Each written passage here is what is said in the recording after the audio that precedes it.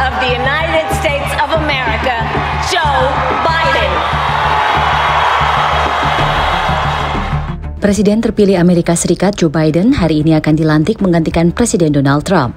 Perubahan kepemimpinan di negara Paman Sam ini diharapkan bisa mendorong kerjasama ekonomi dan perdagangan dua negara. Mengingat Amerika adalah negara tujuan ekspor terbesar kedua bagi Indonesia. Ekonom Indef Bima Yudhistira menilai di era Joe Biden, prospek perdagangan dua negara bisa membaik. Ini merupakan angin segar bagi pemulihan kinerja perdagangan internasional, khususnya untuk tujuan Amerika Serikat. Salah satunya disebabkan karena adanya stimulus ekonomi yang lebih besar dan penanganan pandemi yang dinilai lebih tepat sasaran dibandingkan era Trump, sehingga ini akan memicu permintaan produk-produk ekspor yang lebih cepat karena adanya pemulihan permintaan domestik di Amerika Serikat. Dalam kerangka kedepannya, menurut pandangan kami, insya Allah ini akan meningkat ya. Meningkatnya itu nomor satu adalah memang kita harapkan dengan investasi yang masuk di Indonesia melalui daya tariknya Undang-Undang Cipta Kerja dan juga sovereign wealth fund-nya pemerintah yang diluncurkan ini ya, Indonesia Investment Authority itu, ini juga akan menambah potensi Indonesia memproduksi barang-barang ekspor yang lebih besar ke Amerika Serikat. Namun sejumlah hal dikhawatirkan bisa mengganggu hubungan dan kerjasama Indonesia-Amerika Serikat. Di antaranya terkait tuduhan pelanggaran HAM, tuduhan anti-dumping, anti-subsidi, dan demokrasi. Apakah pemerintahan Joe Biden bisa menjadi angin segar bagi ekonomi dan perdagangan Indonesia? Selamat malam pemirsa, hari ini Amerika Serikat akan mendapatkan presiden baru yang ke-49, yakni Presiden Joe Biden dan Wakil Presiden Kamala Harris. Tentunya kita sangat berharap dengan presiden terpilih yang hari ini, nanti pada pukul 10 waktu Indonesia Barat akan segera dilantik, paling tidak bisa membawa angin segar bagi kondisi perekonomian kita, terutama karena Amerika ini juga merupakan tujuan ekspor kedua terbesar bagi Indonesia. Untuk itulah pada malam hari ini Indonesia Business Forum mengangkat tema mengenai Joe Biden, angin segar ekonomi Indonesia kah? Dan untuk membahas tema kita pada malam hari ini, saya sudah bersama dengan 3 orang narasumber di studio dan nanti akan ada 2 orang narasumber yang terhubung melalui video conference. Saya sapa satu persatu terlebih dahulu. Di studio ada Pak Wakil Menteri Perdagangan, Pak Jerry Sambuaga. Pak Wamen sehat? Sehat, apa kabar Mbak? Sehat. Ini kalau Pak Wamen senyumnya sudah berbinar-binar matanya, kayaknya nanti ada yang segar-segar dan yang bikin kita makin optimis di 2021. Dan saya juga akan sapa ini yang terhubung melalui video conference. Ada Wakil Menteri Luar Negeri Pak Mahendra Siregar. Pak Wamen, selamat malam Pak. Selamat malam, salam sehat. Salam sehat selalu. Nah ini juga kalau Wamen kita senyumnya sudah segar kayak gini, kayaknya ada istilahnya surplus nanti ya di neraca dagang kita 2021 dan selanjutnya dengan presiden yang baru ini, mudah-mudahan seperti itu. Di sebelah saya ada Ibu Sinta Wijaya Kamdani yang merupakan Wakil Ketua Umum Kadin. Bu Sinta sehat? Sehat. Selalu sehat ya Bu ya. Masih aman Bu bisnis? Aman. Ada Prof. Irfansyah, ekonom yang juga merupakan Rektor Universitas Paramadina. Prof sehat? Alhamdulillah sehat. Dan nanti kita juga akan terhubung dengan Presiden Director Kamar Dagang Amerika Indonesia Pak Wen Forest. Tetapi kita terlebih dahulu bertanya dulu nih sama Pak Mahendra. Pak Wamenlu, tentunya kita sama-sama berharap dengan dilantiknya Presiden baru ke-49 Amerika Serikat ini tentu ada kerjasama yang lebih baik, diplomasi dan lain-lain. Nah kalau sampai sejauh ini yang diusahakan oleh Kementerian Luar Negeri dalam pemerintahan Presiden baru mendatang ini seperti apa Pak? Kalau dalam konteks kerjasama antar pemerintah, sebenarnya kita tidak terlalu terpengaruh dengan pergantian administrasi. Jadi seperti juga di Indonesia, kita tentu mengharapkan administrasi pemerintahan yang baru akan melanjutkan atau menghormati kesepakatan dan perjanjian yang sudah ada sebelumnya. Bahkan juga kita bisa merujuk kepada administrasi Trump, juga menghormati apa yang sudah disetujui oleh administrasi Obama, yaitu Indonesia dan Amerika Serikat adalah mitra strategis.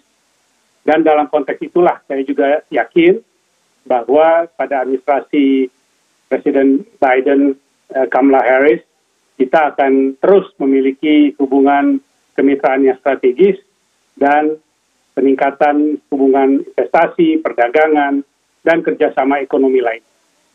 Sampai saat ini yang tengah dilakukan oleh Kemenlu untuk paling tidak meningkatkan nilai investasi dan lain-lain bekerja sama dengan Kementerian Perdagangan tentunya Pak, ini bagaimana Pak progresnya?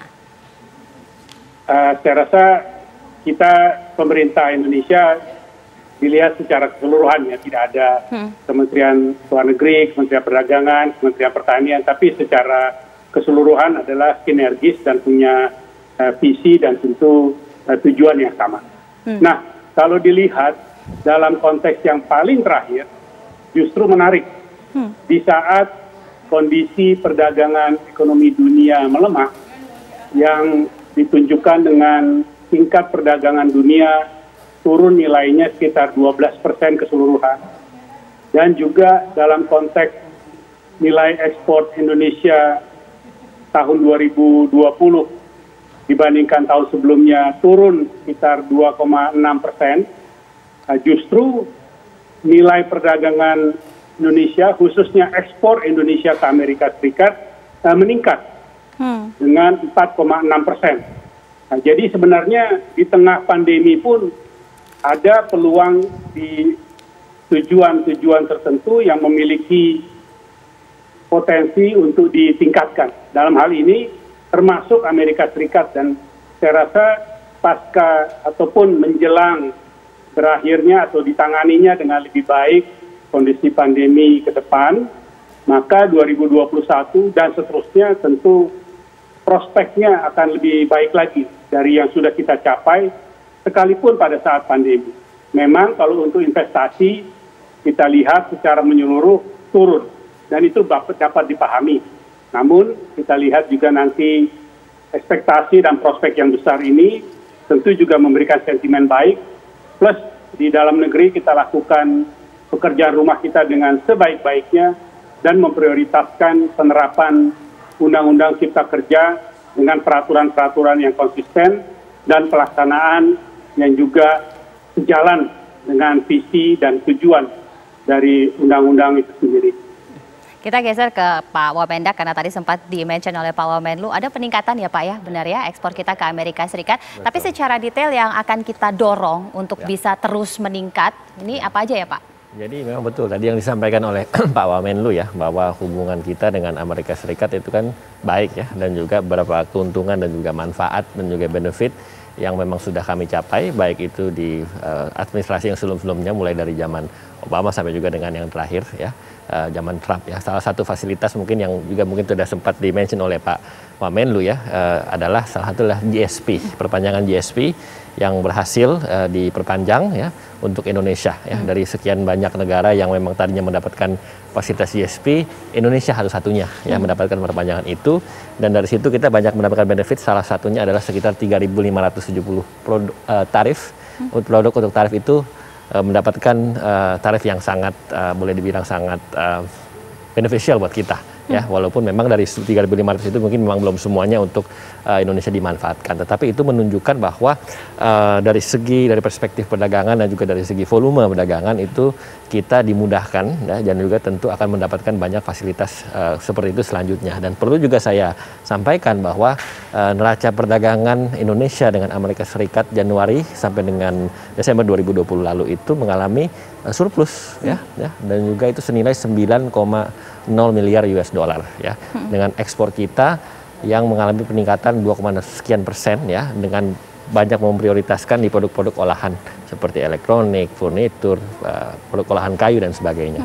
Nah, ini semua yang memang dijadikan salah satu instrumen ya bagi Indonesia dan juga bagi Amerika Serikat untuk ingin mengedepankan kerjasama baik itu di dalam perdagangan maupun juga hubungan diplomatik, dan juga tentunya mungkin Pak Wamenlu juga nanti bisa menjelaskan soal trade deal kita, limited trade deal kita yang nanti juga akan dikembangkan tentunya dalam sebuah forum yang lebih intensif lagi, dan kami menyambut baik tentunya dengan administrasi yang baru ini ya. Semoga tentunya Joe Biden dan Kamala Harris ini bisa membawa banyak benefit ya, dan tentunya kami juga menyadari selain itu Amerika Serikat ini kan memiliki sebuah sistem ya, sistem yang memang sudah menjadi satu paket pemerintahan mereka, tidak hanya ditentukan oleh presiden dan juga wakil presiden mereka, tetapi the whole administration itu kan terbiasa ya dalam government mereka itu dengan segala alat kelengkapannya ya. Termasuk kalau dari perspektif perdagangan juga tentunya dengan mitra kami di sana itu salah satunya adalah USTR, United States Trade Representative ya, yang selama ini kami juga berhubungan secara intensif. Tetapi poin yang ingin disampaikan adalah saya pikir siapapun ya presiden yang terpilih ya dan presiden yang akan dilantik ya, tentunya itu akan membawa pesan yang positif ya untuk Indonesia, di mana Indonesia selama ini menganut politik luar negeri bebas aktif ya, yang tentunya bersahabat dengan seluruh negara, independen, dan tentunya dengan semangat yang bebas aktif ini bisa semakin mengedepankan ya semangat kolektivitas ya dan juga kolaboratif ya dengan Amerika Serikat dan tentunya juga dengan negara-negara lain. Dan saya juga ingin sampaikan bahwa neraca perdagangan kita secara total dan secara kumulatif itu per data terakhir yang kami terima di bulan Desember itu juga surplus di angka 20 miliar US dollar lebih ya. Artinya ekspor kita lebih besar daripada impor kita, dan tentu itu yang akan terus kita dorong ya. Dan tentunya salah satu mitra kerja kita, negara sahabat kita, baik itu di tingkat multilateral juga maupun juga di tingkat global, termasuk juga dalam forum-forum bilateral seperti yang kita sedang lakukan dengan Amerika Serikat. Dan sekali lagi saya pikir ini sebuah momentum sebetulnya bagaimana kami bisa melihat kepemimpinan baru, leadership yang baru di bawah Joe Biden dan Kamala Harris bisa membawa banyak ya benefit-benefit dan juga sesuatu hubungan yang resiprokal antara Indonesia dengan Amerika Serikat. Ini merupakan momen yang tepat dan ada poin-poin yang mesti diapresiasi dari hasil upaya pemerintah untuk bisa membuat agar neraca dagang kita ini terus surplus, khususnya dengan hubungan Amerika Serikat. Tapi apakah pengusaha juga merasakan benefit itu, dan seperti apa catatan dari Prof. selaku ekonom? Sesaat lagi kita akan lanjutkan Indonesia Business Forum, tetaplah bersama kami.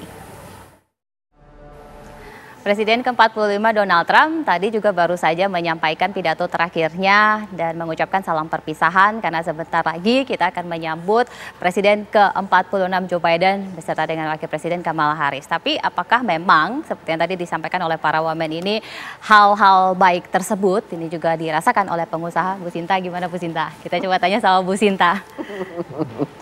Jadi mungkin saya sepakat ya, sebenarnya kita nggak perlu melihat siapa itu presidennya buat Indonesia. Tapi mungkin saya mau sedikit sebelum menggambarkan Indonesia, Amerika, saya mau lihat dulu dari faktor Joe Biden-nya sendiri ya sebagai presiden. Kan kita udah tahu paling tidak dengan Joe Biden sekarang menjadi presiden Amerika lebih certain ya. Jadi tidak ada policy surprises lah namanya. Jadi lebih kepastian itu lebih ada. Kedua, they're gonna go back kembali kepada Paris Agreement. Saya rasa itu sangat kunci karena kan mereka keluar kan dari Paris Agreement. Jadi komitmen terhadap climate change ini akan besar untuk Joe Biden. Malahan John Kerry juga udah ditunjuk ya oleh Joe Biden. Jadi this is going to be important. Kemudian kami melihat bahwa memang dari segi kebijakan-kebijakan di dalam negerinya itu untuk meningkatkan minimum wage-nya, kemudian dengan fasilitas-fasilitas stimulus COVID yang juga akan ditingkatkan, semua ini akan mestinya memperbaiki dari segi ekonomi Amerika sendiri. Nah, itu apa manfaatnya buat kita? Ya tentu saja manfaatnya buat kita karena berarti kesempatan untuk ekspor kita ke sana juga mestinya lebih besar, ya kan? Karena kan pasar mereka akan jadi lebih kuat, mestinya begitu.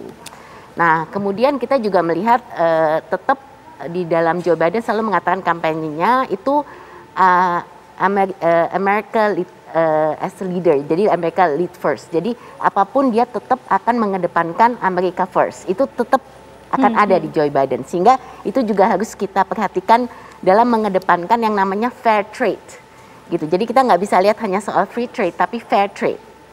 Nah, dari situ kalau kita menilik ke belakang dari segi hubungan dagang dan investasi Indonesia-Amerika, pertama kalau kita lihat dari segi investasi itu kan sebenarnya cukup stagnan ya. Jadi dengan kata lain 10 tahun itu nggak ada sesuatu yang signifikan. Dan juga sektor yang dia investasikan juga hampir sama di sektor pertambangan, kemudian mulai ada jasa, sektor jasa lah ya sedikit tinggi. Tapi nothing really new gitu. Jadi terutama yang di padat karya, manufacturing itu kan yang selalu kita itu mereka belum ke situ.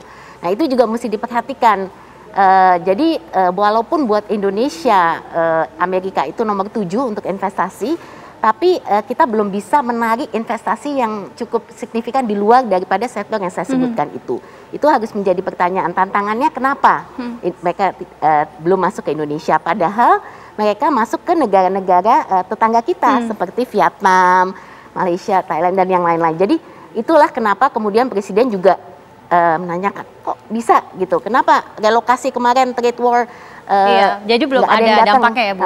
Kenapa? Nah, itu kan semua sekarang kita harus lihat. Nah inilah mungkin PR-nya juga ya di dalam negeri, bahwa memang kita harus memperbaiki iklim investasi kita. Kemudian kita bicara soal kalau Amerika itu sangat penting mengenai IPR, hakinya gitu. Itu juga salah satu unsur dari segi mereka mau berinvestasi. Juga global supply chain-nya. Jadi Indonesia ini belum bisa menjadi bagian dari GVC kan. Dan ini kalau orang investasi terutama di manufacturing, dia akan lihat bahan bakunya nih dari mana. Kalau Indonesia 70% itu bahan bakunya masih import ya kan. Nah ini menjadi masalah dari segi cost-nya juga. Nanti kita nggak bisa kompetitif dan berdaya saing dengan negara-negara lain tadi yang saya sebutkan. Ini menjadi faktor-faktor yang harus kita perhatikan. Juga skilled worker, mereka selalu perhatikan skilled worker kita kurang, jadi kita harus bisa meningkatkan. Nah itu dari segi investasi. Dari segi perdagangan tadi Pak Wamen juga udah menyampaikan ya data-data yang sangat baik bahwa selama ini Indonesia surplus selalu ya bagus gitu. Cuman memang kita lihat bahwa Indonesia sendiri itu di kacamata Amerika kita cuma nomor 28. Ya, jadi ada satu ini nih kita harus bisa naikin posisi. Walaupun buat Indonesia itu sangat penting. Amerika nomor berapa Pak Wamen? Nomor 2, nomor Jadi ini menjadi buat kita penting, tapi buat Amerika buat Amerika masih kecil. Walaupun I have to underline bahwa strategis. Karena Obama selalu mengatakan dia sekarang fokus lebih di ASEAN, di Asia. Jadi strategis yes for sure gitu. Jadi ini satu opportunity dan peluang untuk kita menempatkan gimana nih caranya dengan kita sebagai negara yang strategis tadi bisa menaikkan lebih banyak ekspor kita ke sana. Nah, kalau kita bicara mengenai ekspor itu kembali lagi tadi fasilitas sudah disiapkan oleh pemerintah, sudah bisa memperpanjang GSP. Itu kita harus apresiasi luar biasa. Tapi memang utilisasinya itu masih sangat kecil, baru 20% gitu kan utilisasinya. Jadi kenapa sudah ada fasilitas ini tidak bisa dimanfaatkan oleh penduduk Indonesia? Nah ini harus menjadi pekerjaan rumah kita gitu. Bukannya mereka mungkin tidak tahu atau tidak mau manfaatkan, tapi juga mungkin jenis produk Indonesia nggak bisa manfaatkan itu gitu. Nah ini yang kita harus perhatikan dan kita harus evaluasi karena nggak ada gunanya udah bagus-bagus ada fasilitasnya nggak bisa kita manfaatkan gitu. Dan juga kita mesti melihat bahwa pada akhirnya, dan ini yang sekarang kita coba untuk lakukan adalah pada saat kita bicara soal ekspor, itu ekspor apa? Ya kan, jadi kita benar-benar market intelligence kita ini harus jelas. Ekspor apa yang demand besar di pasar Amerika yang kita miliki. Karena kalau kita ngomong ekspor itu benar-benar spesifik HS code. Kita ngomong soal 5 produk unggulan ekspor ya. Pak Wamen 5 produk unggulan ekspor. Jadi kita selalu kalau Pak Mahendra waktu itu nyebutnya 575, 5 yang unggulan terus ada yang potensi. Nah 5 itu apa? 5 itu ada di TPT, kemudian kita ada di sepatu, kemudian ada di elektronik, karet dan furniture. Pada waktu kita panggil pemain-pemain itu seperti furniture, mereka bilang unfortunately yang mau diekspor ke Amerika, yang Amerika mau itu bukan jenis furniture yang bisa banyak diproduksi di Indonesia gitu. Ada kendalanya apa? Nah, kita kemudian disebutkan. Nah, ini hal-hal yang tidak semudah itu bahwa kita langsung bisa menggerakkan ekspor. Jelas ada pekerjaan rumah yang harus diselesaikan oleh Indonesia terlebih dahulu. Ada pekerjaan rumah yang ternyata tidak sedikit untuk bisa menaikkan peringkat Indonesia supaya bisa dilirik Amerika lebih lagi. Nah, apa catatan dari Profis? Dan nanti juga kita akan tanya kepada Presiden Direktur Kamar Dagang Amerika Indonesia, Pak Wen yang ada di Amerika Serikat. Sesaat lagi tetaplah bersama kami. Sebelum saya tanya Prof. Firmansyah, saya sapa terlebih dahulu Pak Wayne Forrest yang merupakan Presiden Direktur Kamar Dagang Amerika Indonesia. Pak Wayne, selamat malam waktu Indonesia, Pak. Ya, halo, selamat malam orang Indonesia. Ya. Sehat, Pak? I'm excited. I'm okay. Oke, saya nanti akan bertanya kepada Bapak, tetapi sebelumnya saya ke Prof. Firmansyah terlebih dahulu. Prof, tadi ada catatan-catatan pekerjaan rumah yang mesti diperbaiki kalau kita ingin meningkatkan peringkat kita supaya lebih dilirik oleh Amerika Serikat. Kalau catatan dari Prof. Firmansyah sendiri seperti apa? Ya, pertama tentu stimulus ya yang akan digelontorkan oleh oleh Joe Biden itu cukup besar. Dan ini yang harus kita optimalkan, apakah produk kita itu bisa kompetitif di Amerika Serikat atau tidak. Kemudian yang berikutnya adalah seberapa mampu kita itu bisa menarik investasi dari Amerika Serikat. Terutama kalau kita lihat bagaimana pemilihan di Amerika Serikat itu sangat ingin sekali untuk mendorong energi baru terbarukan. Kemudian berikutnya adalah kaitannya dalam hal pemulihan ekonomi pasca rehabilitasi yang dilakukan oleh Donald Trump. Dan tentu ketika Joe Biden itu mengambil tampuk kepemimpinan, ada beberapa catatan yang memang akan diadres oleh Joe Biden. Nah, berikutnya adalah persoalan terkait dengan hal-hal yang sekiranya itu harus segera dilakukan. Contohnya misalnya dengan Paris Agreement, kemudian dengan kesepakatan yang lainnya. Tentu ini semua akan menjadi skala prioritas dari Joe Biden dan Kamala Harris. Berikutnya tentunya adalah hal-hal yang harus kita jadikan tonggak dari sisi ekonomi nasional kita untuk bisa naik kelas. Dan ini yang harus kita antisipasi. Jadi ada catatan-catatan untuk bisa naik kelas. Tapi tentunya Pak Wayne juga punya catatan apa yang sebaiknya dilakukan untuk bisa mendorong agar ekspor Indonesia ini semakin lebih besar volumenya ke Amerika. Kalau catatan Pak Wayne sendiri seperti apa, Pak? Yes, hai, bahasa Inggris mungkin ya, lebih baik. Ya, itu. Can I speak in English? Ya, it's okay, Pak Wayne, silahkan. Okay. So President Biden, when he takes office later today, he's going to be like President Jokowi. He's going to be an infrastructure president. But his pathway to do that will be difficult, but that will tell you about his first year. He's not going to tackle too many international issues. He's going to focus on COVID and investing in home industries.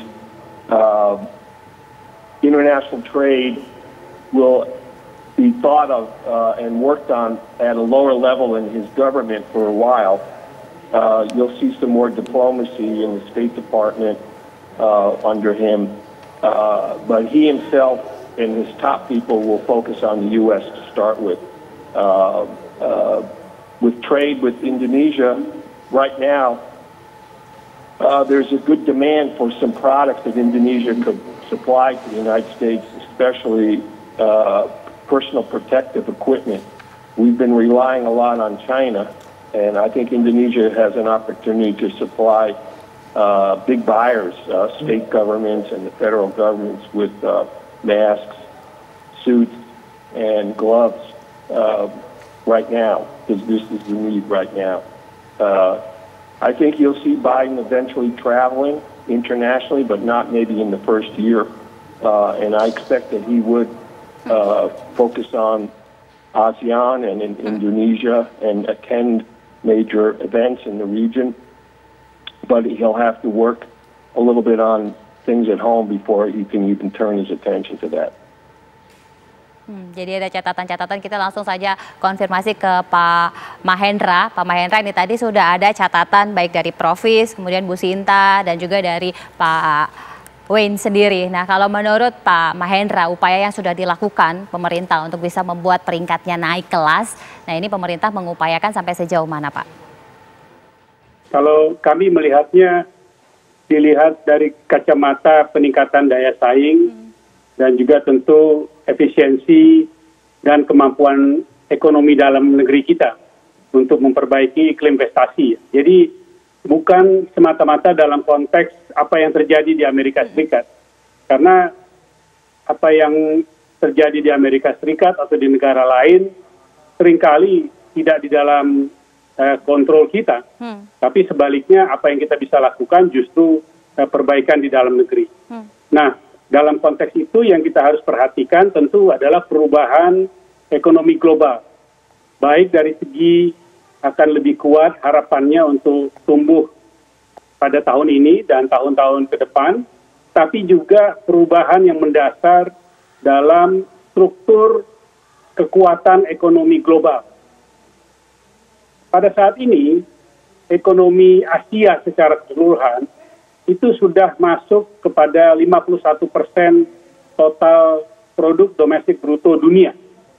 Artinya, apa yang selama ini disebut-sebut sebagai the Asian Century, saat ini sudah terjadi. Di mana Asia sudah menjadi proporsi ekonomi terbesar dunia. Beda dengan di waktu yang lalu, Asia lebih dilihat sebagai produsen terbesar dunia, atau bahasa Inggrisnya factory of the world. Nah, saat ini Asia tetap menjadi factory of the world, tapi juga di lain pihak menjadi market of the world dan global value chain of the world. Nah, saya rasa kita berada dalam geografis di tengah-tengah pusat pertumbuhan itu. Dan kita baru saja 15 negara, 10 ASEAN dan 5 mitranya, menandatangani RCEP, yaitu suatu perjanjian kerjasama ekonomi yang terbesar dilihat dari segi PDB dunia dan juga dilihat dari segi populasi dunia. Nah, jadi kita melihatnya sebagai satu kesatuan. Pertumbuhan ekonomi dunia akan makin kuat pada tahun ini dan tahun depan, dan kita berada di tengah-tengah pusat kekuatan pertumbuhan dan juga pusat dari struktur rantai pasok yang ada sekarang maupun ke depan akan lebih bertumpuk ke lokasi di sini. Nah, sehingga bagaimana kita mereposisikan dan memperkuat status kita di konteks tadi itu adalah kembali dalam kerangka kita memperbaiki pekerjaan rumah yang saya sampaikan tadi, yang saya boleh simpulkan atau ringkaskan, sebenarnya mayoritas sudah ada di dalam elemen-elemen yang ada dalam Undang-Undang Cipta Kerja. Jadi betul-betul sekarang tinggal implementasinya secara konsisten, konsekuen, dan diawasi dengan efektif. Jadi tidak ada lagi sebenarnya elemen-elemen yang baru yang harus kita analisis lebih jauh, kita harus perhitungkan lebih jauh, semua sudah ada di situ. Kita ada RCEP-nya, kita ada Undang-Undang Cipta Kerjanya, kita juga ada kesempatan sekarang untuk pertumbuhan ekonominya. Now is the time for action dan consistent and persistent commitment. Ada harapan besar Prof terhadap Undang-Undang Cipta Kerja ini ya Prof ya, walaupun kita belum tahu kapan PP-nya akan disahkan, termasuk juga pelaksanaan teknisnya. Karena kita tahu targetnya memang 3 bulan, tapi sampai saat ini kita masih belum tahu apakah memang sudah dihasilkan, baru 4 kalau yang kemarin berkaitan tentang SWF. Nah, kalau Prof sendiri catatannya gimana dong Prof, sebelum saya tanya ke Pak Wamendak? Ya tentu ini kan petunjuk teknisnya ya. Jadi kalau petunjuk teknis, aturan yang terkait di dalam undang-undang itu perlu diturunkan. Dan kalau kita mengikuti, pemerintah sudah berupaya sebenarnya untuk segera merampungkan petunjuk teknis ini. Tinggal bagaimana pemerintah itu bisa menarik, pemerintah itu bisa mengikat asosiasi-asosiasi yang terkait di dalam petunjuk teknis tersebut. Nah, kalau saya melihat sejauh ini memang ada upaya yang dilakukan oleh pemerintah untuk bisa menarik asosiasi-asosiasi tersebut. Hanya saja memang semuanya akan terkendala dari proses waktu, kemudian ada proses jam kerja, kemudian ada proses delik delik aduan dan lain-lain. Saya rasa itu yang membuat kenapa prosesnya berjalan agak lambat. Bu Sinta ada di dalam juga dalam pembahasan PP ya Bu. Apa itu sudah cukup Bu untuk bisa menjawab pekerjaan rumah yang sampai saat ini masih belum terselesaikan? Ya, jadi saya harus apresiasi bahwa paling tidak dalam proses pembahasan RPP saat ini pemerintah jauh lebih transparan dan inklusif ya. Jadi jelas pembahasan itu dilakukan dengan mengajak berbagai pemangku kepentingan termasuk pelaku usaha. Namun memang ini banyak sekali. Bayangkan saja ya, ada 42 RPP dan 4 Perpres ya, ada 46 total. Itu besar sekali, termasuk RPP NSPK yang merubah sistem perizinan menjadi berbasis risiko. Jadi memang waktunya ini sangat sempit ya, 3 bulan untuk bisa menyelesaikan ini semua gitu. Nah tentu saja dalam melakukan pembahasan ini pastinya semua masukan kita coba sampaikan, tapi ya pada akhirnya kita tidak tahu ya bagaimana nanti hasil akhirnya. Yang paling kuncinya buat kami adalah ini reformasi struktural terbesar buat Indonesia. Kita mesti menunjukkan bahwa ini adalah suatu perubahan perbaikan yang signifikan, dan itu hanya bisa dilakukan kalau implementasinya bisa jalan. Ya kan, jadi jangan sampai nantinya udah ada expectation yang begitu tinggi, harapan begitu besar, tapi implementasinya punya banyak kendala. Nah ini yang harus kita kawal. Jadi kita harus pastikan bahwa di dalam implementasinya ini nantinya benar-benar bisa sesuai untuk perbaikan-perbaikan yang ada. Dan ini memang tidak mudah, sekali lagi kita sudah banyak melihat policy yang bagus, paket kebijakan ekonomi waktu itu ada berapa Prof? Ada 16 kalau nggak salah ya, dan itu tidak mudah gitu. Jadi ini yang terus-menerus harus kita kawal ke depannya. Gitu. Sambil menunggu RPP, Perpres, nah apa kemudian yang diupayakan Kemendak untuk bisa mendorong bersinergi tentunya dengan kementerian-kementerian lainnya, sesaat lagi tetaplah bersama kami. Pak Wamendak tentu ingin menyampaikan apa kemudian yang sampai saat ini sudah diupayakan menjawab pertanyaan pekerjaan rumah itu tadi Pak. Silahkan. Tentu kami melihat tadi yang sudah disampaikan oleh Bu Sinta, Pak Mahendra dan juga Prof ya, terkait dengan potensi-potensi satu dan juga mungkin PR-PR ke depan ya. Tapi saya ingin menggarisbawahi bahwa fasilitas GSP tadi yang sudah diperpanjang itu banyak memberikan benefit peningkatan ekspor yang selama ini kita sudah meningkat, lebih ditingkatkan lagi, walaupun tadi yang Bu Sinta bilang ya dari sekitar 3.500 produk ya mungkin sekitar 20,4% ya, 79 produk yang kita manfaatkan. Tapi itu kan bukan berarti produk-produk lain tidak bisa dimanfaatkan ya. Kita akan bisa lihat ke depannya, dimulai adalah dari fasilitas yang diperpanjang ini bisa menggairahkan juga para eksportir kita untuk masuk ke sana. Lalu kedua, saya juga ingin menggarisbawahi soal RCEP ya, Regional Comprehensive Economic Partnership yang sudah ditandatangani ya tanggal 15 November 2020 yang lalu. Ya, tentu ini adalah sebuah pencapaian luar biasa. Mengapa? Karena memang dari segi size ya itu salah satu yang paling besar ya, 10 negara ASEAN plus 5 negara non ASEAN ya, mulai dari Selandia Baru, Australia, Jepang, Tiongkok dan juga Korea Selatan ya. Itu menunjukkan betapa atraktifnya pasar RCEP di Asia Tenggara, di mana Indonesia di situ adalah negara yang terbesar, negara yang boleh dibilang memiliki resources yang sangat signifikan, dan tentunya saya pikir kedepannya juga bisa menjadi hub dan penghubung antara kekuatan-kekuatan besar ya, di mana Amerika Serikat juga saya pikir juga attracted to kawasan Southeast Asia, Asia Tenggara, di mana Indonesia adalah salah satu leadernya. Dan ini saya ingin sampaikan bahwa ini boleh dibilang dari segi dunia internasional ya, pengakuan dan juga legitimasi dan juga posisi dan eksistensi Indonesia itu diakui. Bulan Desember yang lalu, awal Desember yang lalu kebetulan saya ke Jenewa, jadi salah satu ketua delegasi untuk Trade Policy Review TPR kita di WTO. Dan di situ 90% negara itu mengapresiasi Undang-Undang Cipta Kerja, Omnibus Law yang sudah disahkan itu. Dan ini yang ingin saya sampaikan, termasuk salah satunya adalah Amerika Serikat yang meng-underline, menggarisbawahi efisiensi, simplifikasi dari Undang-Undang Cipta Kerja ini yang pada ujung-ujungnya juga akan meningkatkan investasi, ya, juga meningkatkan lapangan pekerjaan tentunya, dan tentunya akan menggairahkan dan juga membuat segala sesuatunya menjadi lebih praktis dan lebih cepat, yang ada hubungannya dengan bagaimana kewenangan-kewenangan yang tadinya mungkin agak sedikit kompleks ya menjadi sangat sederhana. Dan itu sebetulnya yang menjadi salah satu daya tarik ya untuk investor ya, untuk negara luar ya, khususnya juga Amerika Serikat yang secara fokus juga ingin melihat Undang-Undang Cipta Kerja ini sebagai sebuah solusi, dan itu diapresiasi hampir semua. Kebetulan saya di sana dan banyak juga yang secara spesifik ya tidak hanya meng-underline tapi juga berharap seperti yang tadi juga Bu Sinta sampaikan, berharap bahwa kedepannya Undang-Undang Cipta Kerja ini bisa menjadi salah satu terobosan bagi pemerintah untuk bisa mempercepat ya seluruh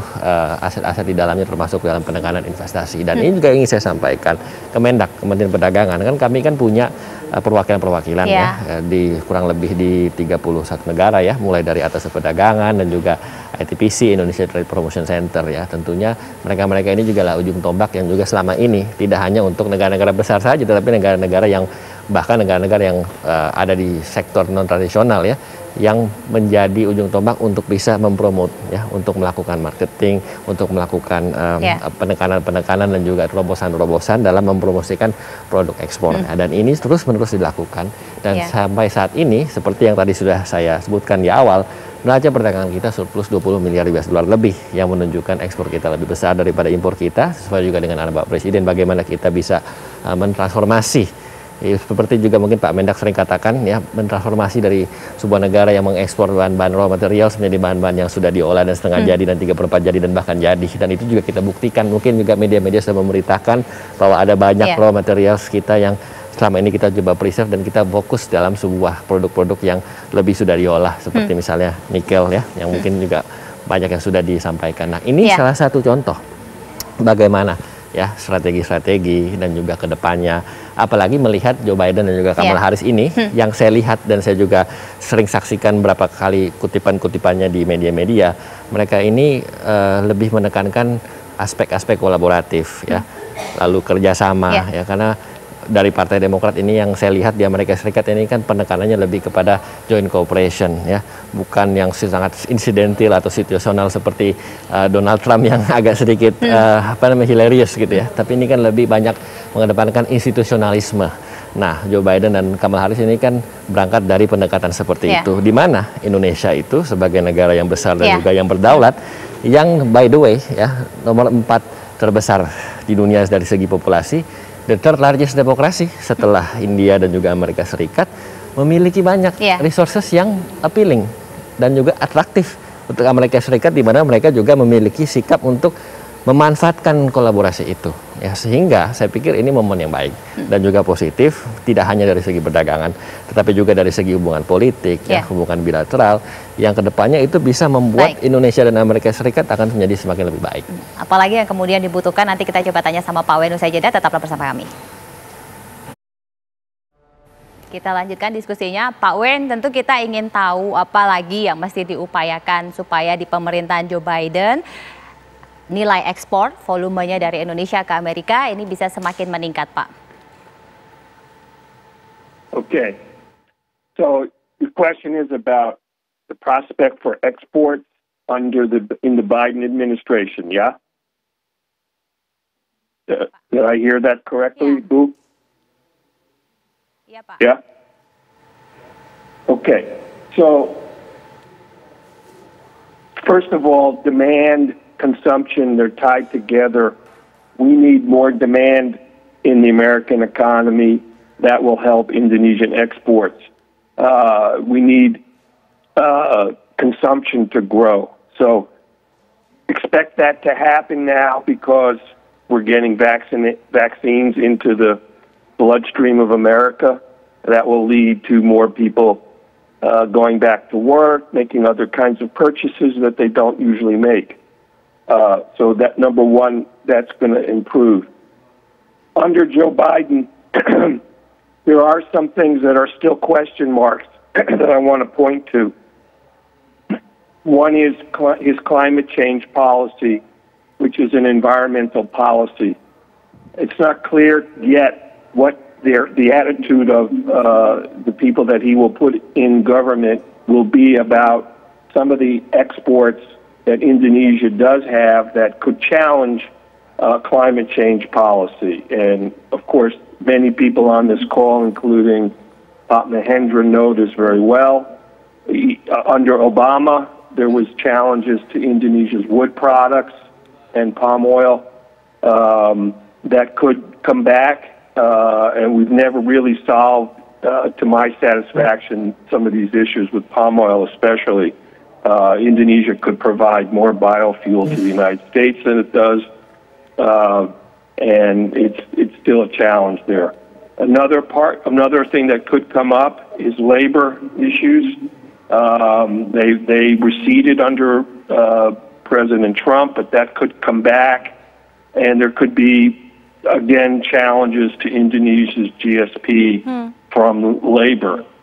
We don't know this for sure, but this could happen. What the attitude of the Biden government would be about that is hard to predict. If we take the past, Indonesia will survive most of those challenges. Of course, it successfully handled the GSP issue under Trump, which was basically a misunderstanding of an accurate view of trade deficits. But you won't have that challenge under Biden, because I think his people will not have that kind of inaccurate view of a trade deficit. But there could be some movement and challenges to GSP from those environmental and labor organizations. We just don't know. We also don't know how hard Biden will be about China and tariffs. Some of the tariffs that were under Trump actually helped Indonesian exporters, gave them a little more of a competition break when they were trying to sell, because their prices would align. I still... Yeah.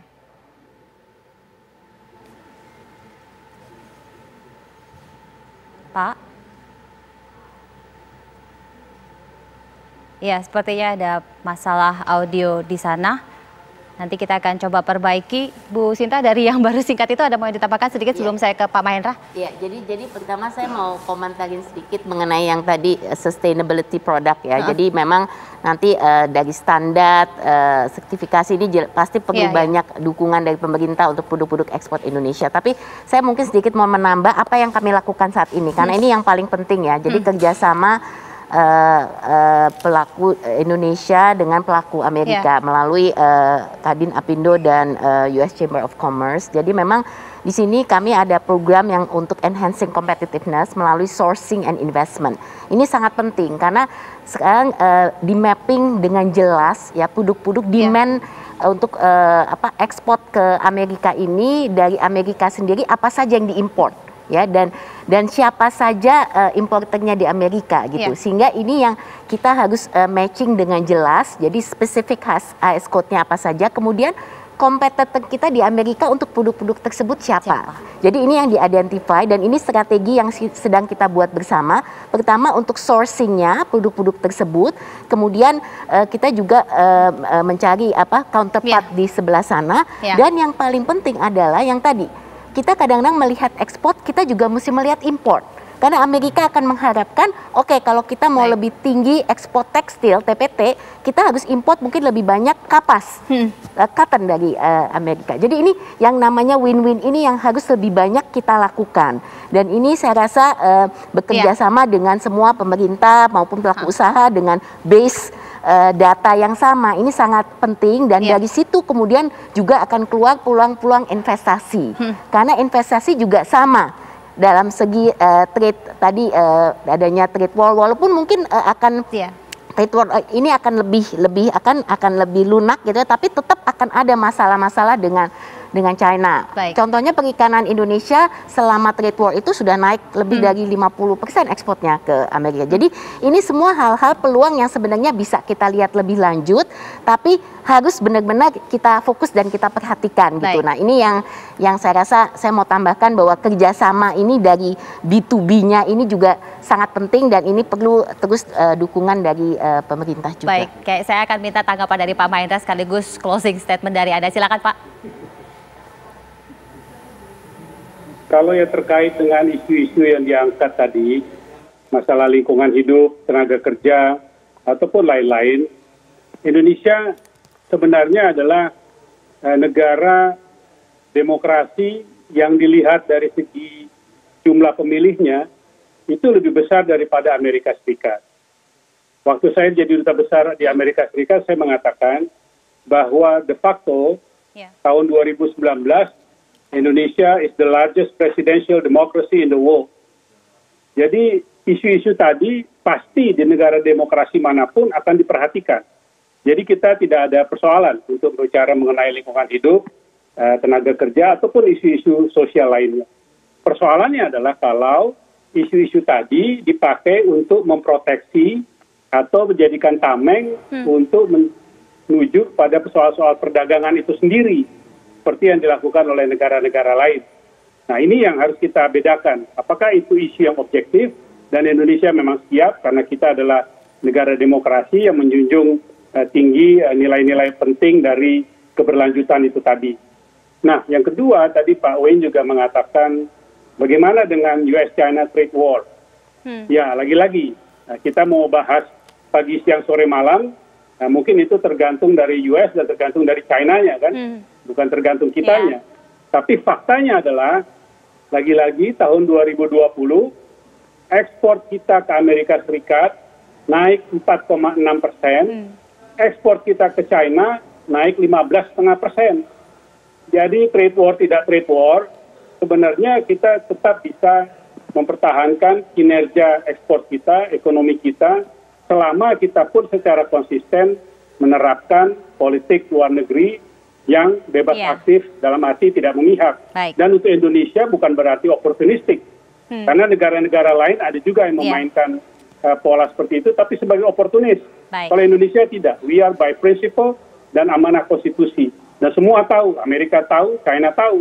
Jadi untuk kita, apapun yang terjadi nanti, dan banyak yang mengatakan bahwa kondisi geopolitik tidak akan lebih mudah daripada di bawah presidensi Biden dibandingkan Trump, karena persaingan antara dua negara adik kuasa itu akan semakin tajam. Tapi persoalannya bukan di situ. Persoalannya adalah apakah kita konsisten dengan dan harus konsisten dengan politik luar negeri kita, dan kita bisa menjaga hubungan baik dengan dua negara adik kuasa itu, sekalipun di antara mereka ada masalah. Baik. Terima kasih. Baik, terima kasih Pak Mahendra. Saya harus akhiri sampai di sini. Terima kasih sudah bergabung bersama kami. Terima kasih juga Pak Wamendak, jadi Sambuaga, Bu Sinta dan juga Profis. Dan terima kasih tadi juga kepada Pak Wenfores. Tetaplah bersama kami pemirsa, karena sesaat lagi kabar khusus akan hadir bersama dengan Dwi Anggia dan juga Bayu Andrianto. Saya Brigita Manohara pamit. Selamat malam. Sampai jumpa.